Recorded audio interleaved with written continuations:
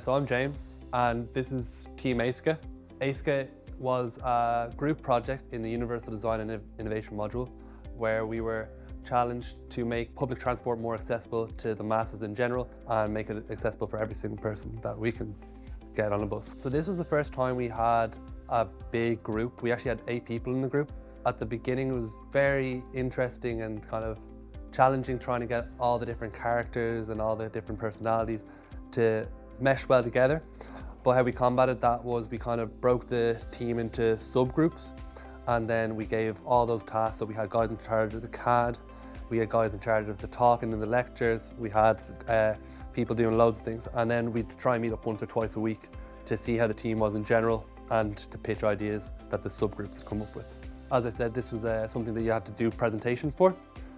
So luckily we'd had experience in multiple modules from first year and second year where we had to speak in front of crowds and just confidently convey our work to the audience. And then also there was a bit of CAD involved, which we had done a module in CAD, and yeah, just research in general. We'd been doing that since first year, so yeah. This project actually was just 3 weeks ago, I think, in the Smarter Travel Student Awards, where we were finalists, and we plan on competing in more competitions such as the Universal Design Grand Challenge, which I think takes place in October. So that's our next thing off the bucket list.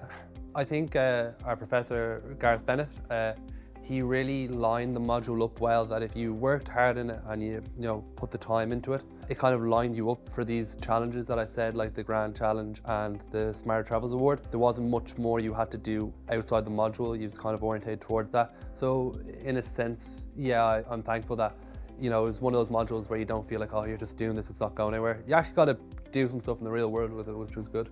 It's definitely made me much more interested in design in general. I don't know what engineering really I'm going to end up in, who knows, but I think that I'd be leaning towards something where I'm designing or inventing, tinkering with something, So for this module, go in with a really open mind, because you have such a big group.